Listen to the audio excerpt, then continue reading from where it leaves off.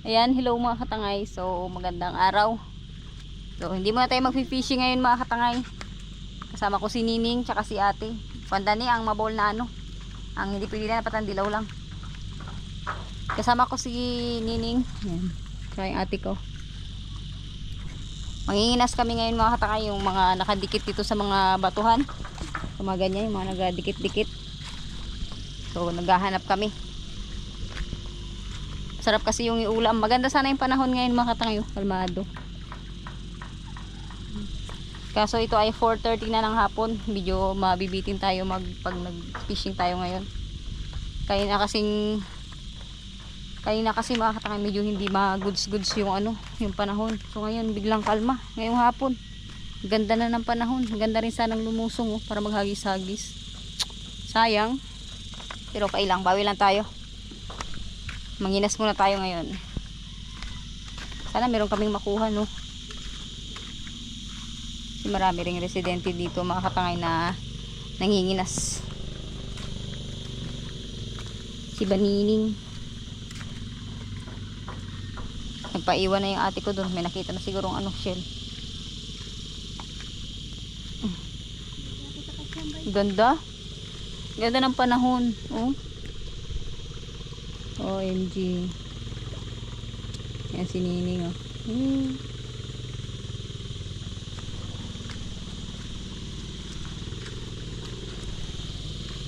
Sana meron kaming makita ang mga sihi, mga nakadikit mga katangay sa bato. Kung ano yung mga madadaanan namin, yung mga shell. Yan yung plastic dyan, ilabas mo na. Ito, may mga sihi, ang dami. Yan, pulutin mo. Ang daming sihi, oh. Sunod-sunod. 1, 2, 3, 4, 5, 6. Video ko ba? Pangkunin mo ni. Yan to. Dala kami ng kutsilyo mga tangay kasi may mga ibang nakadikit sa bato na hindi kayang kunin ng kamay lang. Kailangan ng kutsilyo. Kukuha na ni Nining yung ano, mga shell. Ayan pa niya, dalawa. Ayan pa, kabila. Sarap yan, igisa. Sabawan lang o igisa. Ayan pa, oh. Sa unahan.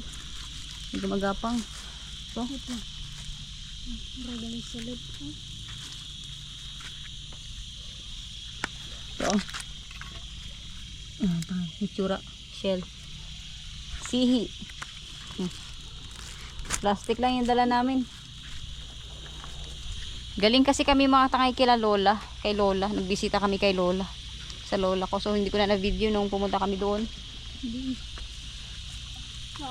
Ito na yung na-video namin. Yung iba nagpailalim. Nagpailalim sila.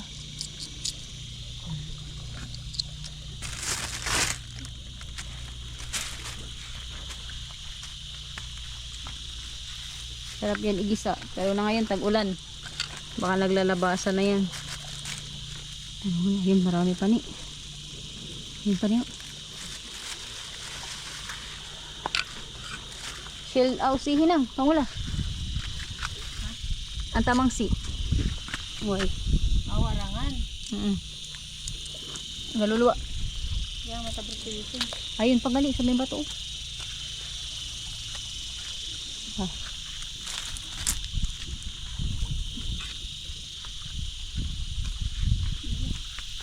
Yan, kunin mo. Sunod.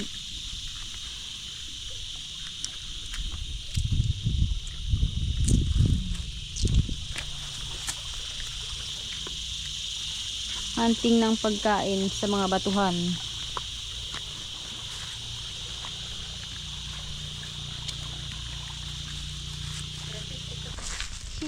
Ganda ng ano dito, oh.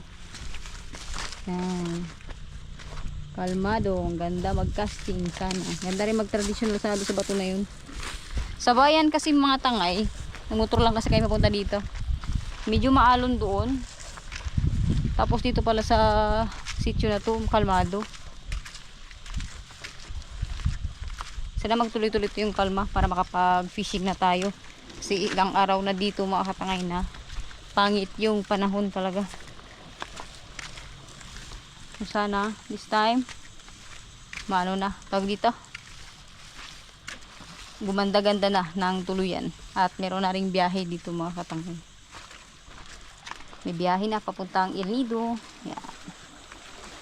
Mga papunta ng mainland, mayroon na.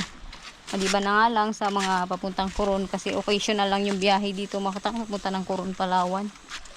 Walang ano talaga regular na biyahe going to Coron, Palawan from Linapakan or Coron to Linapakan. Walang regular na biyahe mga katangay. Kaya yung mga tao dito minsan nag-aarkila ng bangka para makapunta ng Coron, Palawan. Or yung mga taga Coron may sariling bangka para makapunta ito ng Linapakan. Yan, ang ulti ngayon.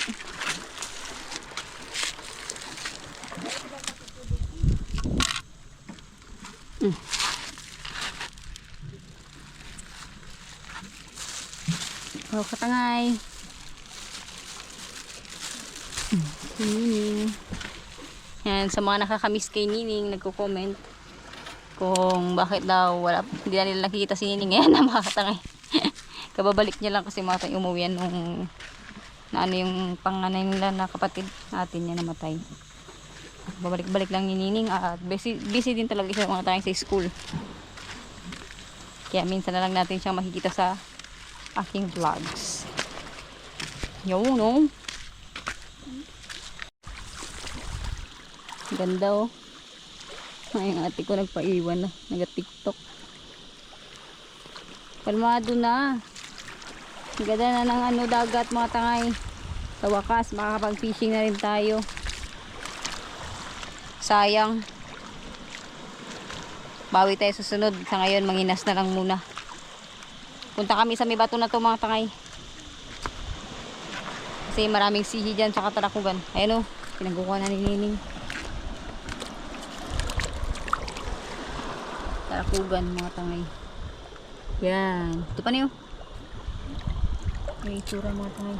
Tarakugan. Mas maganda mga mamatay ang tarakugan. Nabulol. Yung ganito lang kalalaki. Kasi yung mas malaki dyan, matigas na. Tigas na ang panganuhin. So isa ito sa binibilin sa amin ni tatay na pangkunin namin, tarakugan. Nilagyan lang namin yan mga tangay na mainit na tubig.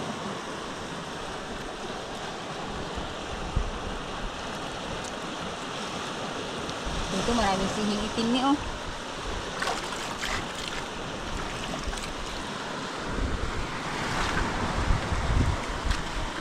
Yung akyatin namin dyan sa may bato na malaki mga tangay. Yung bato na malaki. Yung ganitong sihi. Kata ko sa inyo. Marami kasi yan dyan. Yan ganito. Sarap to. Diba? Ito yung mga pagkain na nakadikit sa bato na minsan lang pansinin ng mga tao dito. Yan o. Kaya ganito lang yung mga itsura nito. Masarap to at nakakalibre ulam na. Malalaki yung ibaw.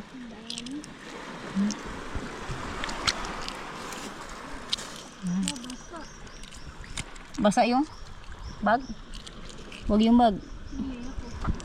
Oh. Nakita para kapaparigos eh. Okay naman naman na. Yung mga tanga ito. Yan, yung mga sihi. Ang dami. Madulas dito ni. Yan ako nagta-traditional fishing mga tangay since bata talaga ako, elementary. Natuto ko mga wilangan line fishing dyan. Kami pumupunta. So sa ngayon kasi bugbog na yan sa ispa. Bubog na yan, nilalambat. Tapos yan din ang mimingwit yung mga residente dito. Kaya minsan konti na talaga, halos wala ka na rin mahuling sila dyan. Dati nakaharvest ako yung natsambahan ko mga tangay. Grabe ang daming nahuli ko online fishing. Sunod-sunod kada hagis mayroong huli. So ngayon babalikan natin yan. Pero manginginas tayo mga tangay. Manguha tayo ng mga sihi dyan. Tsaka yung mga tarakugan. Marami kasi yan sa bato na yan. Try natin kung meron tayong makukuha.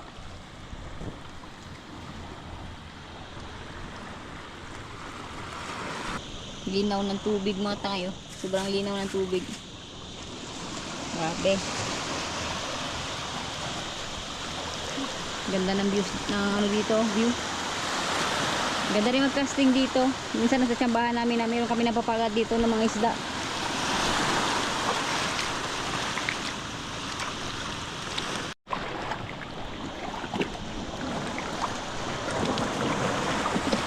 linta, mga tangay, tarakugan. Ayan o. 3 piraso. Sininingin tagakuha natin. Against the light. Kasi alas 5 na to pero may araw pa. Uy. Tandahan.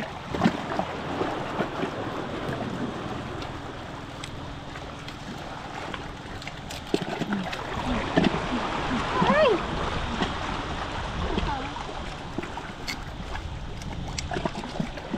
Ito may malaki niyo.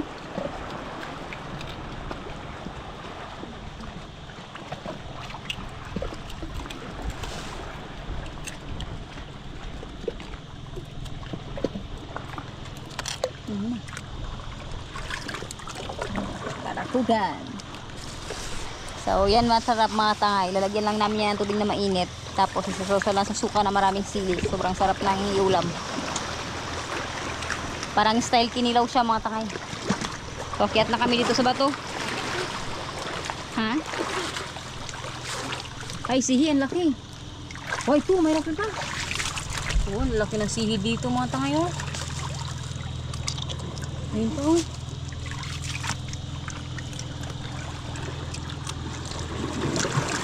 May malaking sihi.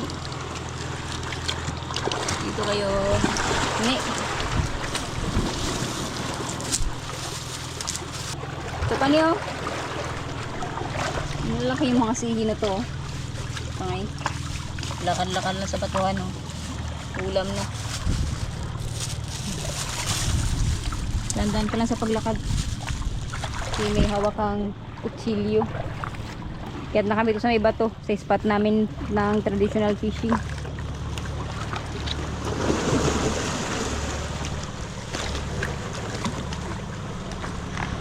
Woohoo!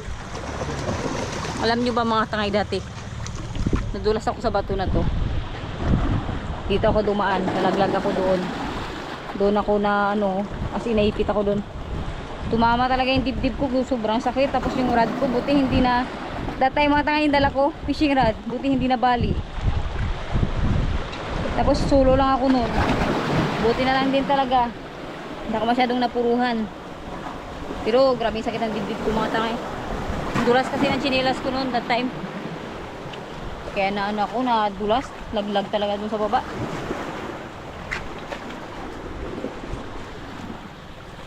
Look at the spot. Kasi hindi pa tayo sa hibasan. Hindi pa hibas mga tangay. Alas 5 na to pero hindi pa hibas. Gabi na nagahibas. Kaya pinantirya namin yung mga ulam dito sa may mga batuhan na nakadikit. Ito yung bato. At ito yung view. Sobrang ganda, no? Kaya hindi ko rin masisi kung bakit maraming tao ang gustong pumunta ng Palawan. Ganito ba naman kaganda yung Palawan. Nagsabi nga din sa akin doon sa comment mga tangay. Sabi nila, buti pa daw kami. Nasa paraiso na agad nakatira. Sinining. Masipag nating manguha ng sihi, sinining.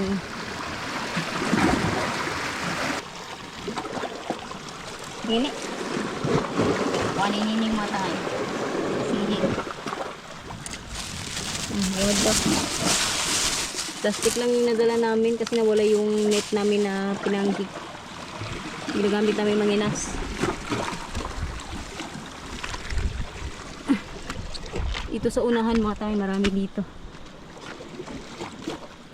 Tingnan nyo yung view dito, sobrang ganda.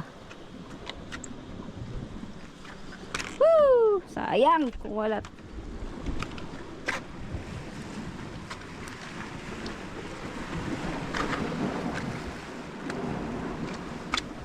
Sobrang ganda ng view.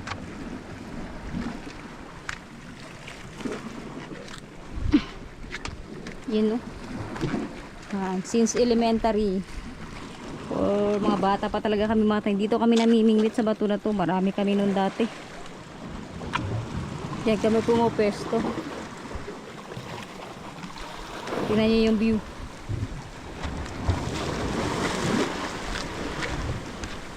Sobrang ganda. Dito kami naghahagis. Mahilig magsabit yung pain namin dyan. Yung hooks namin. Oh, daming isda oh. Mga mulmul. May mga green. May mga snapper din mga tayo kasi medyo malabo. Hindi nyo masyadong makita. Sayang oh. Yan, dito kami naliligo. Banda. Yan, dito sa spot na to. Sa malalim na to. Yan, yan kami tumatalon. Yan din kami minsan nagahulog-hulog na pain. So, kalmado na. Sobrang ganda na ng panahon. Bukas, itatry natin kung meron tayong mahuhuling, ay kung makakapag-fishing tayo bukas. Sana ganito pa rin bukas ang panahon mga tangay. So, manguha muna ako ng sihi. Kasi meron na dito.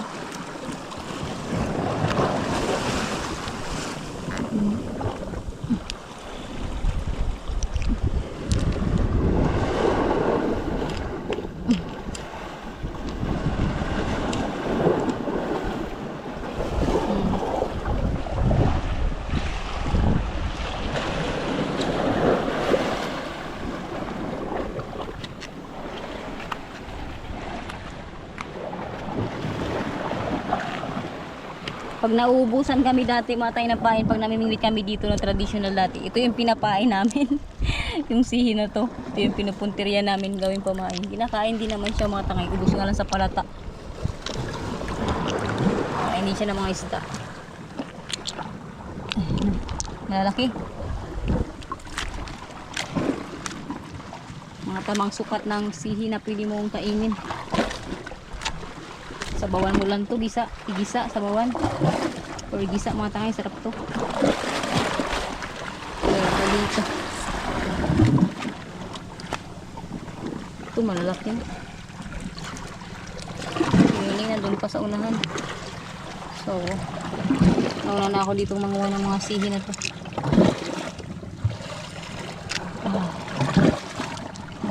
At that, ulam na to.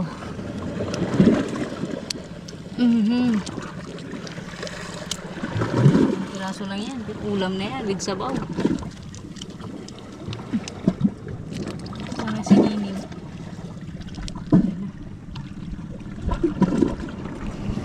Ay, nalaglag yung isa. Okay ko muna dito matangan. Pagdaanan na lang ni Nining. Kukunin ko muna to dito. Yung iba, hindi na magkasya sa kamay ko.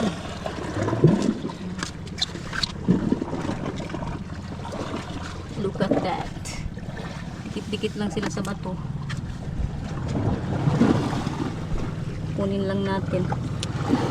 Tsaga lang din talaga manguha. Yung iba, grabe yung posisyon. Yung pwesto, posisyon na rin. Hindi natin masyadong makuha.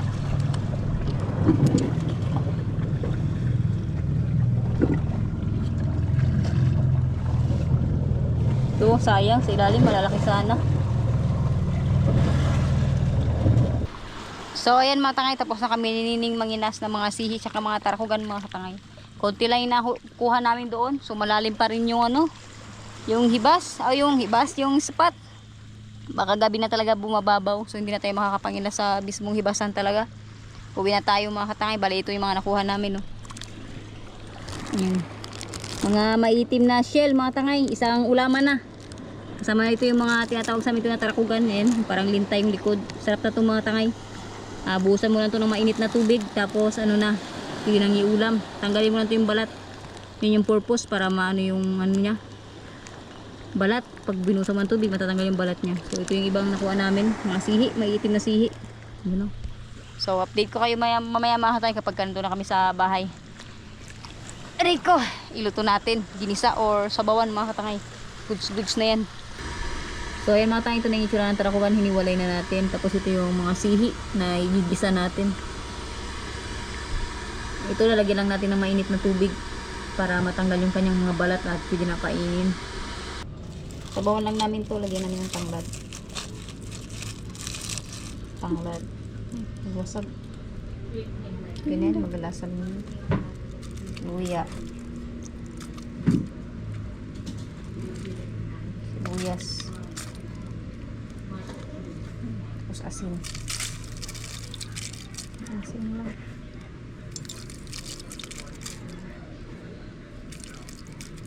Yan. Lagay na natin sa ating lutuan.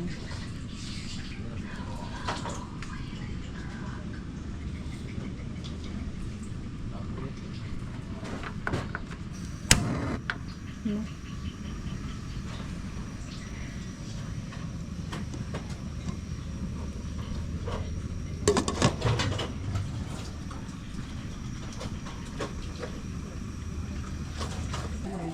Balayan matay ito yung tarakugan, lalagyan natin ng tubig na mainit. Para matanggal yung maglambot mga tangay, matanggal yung kanyang mga ano. Mabilis nating matanggal yung balat. Yan. Dahil kinilaw siya mga tangay, tapos mamaya tanggalin natin yung mga balat niya. Usok-usok. So mamaya mga tangay, maglambot na yan, tanggalin natin yung balat, saka yung shell niya sa gitna. Tapos sausaw lang natin sa suka na may sili. Sarap na yan mga tangay, pang ulam na. Kani. Ito kumukulo na rin yung ating sihi. Ito ilawan mo ni.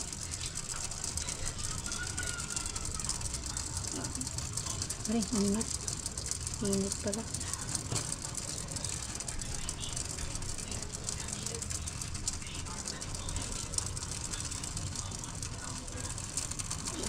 Kumukulo na yung ating sihi. Lagyan natin ang tanglad. Nabusag na yung tanglad. Nabawan lang natin para makahigop tayo ng sabaw. Nining oh, gutom na. Yan, tinatry na mga tangay ng ate ko na balatan yung tarakugan. Kita ko sa inyo. Sige. Kailangan tanggalin yung balat niyan. Tapos yung shell sa gitna. Yun yung shell sa gitna ng tarakugan. Kaya magpalat yan kahit tumaming.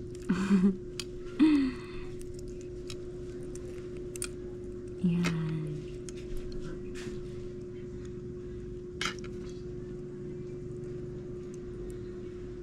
Sasaw-saw niya. Suka. Sili. Sabor.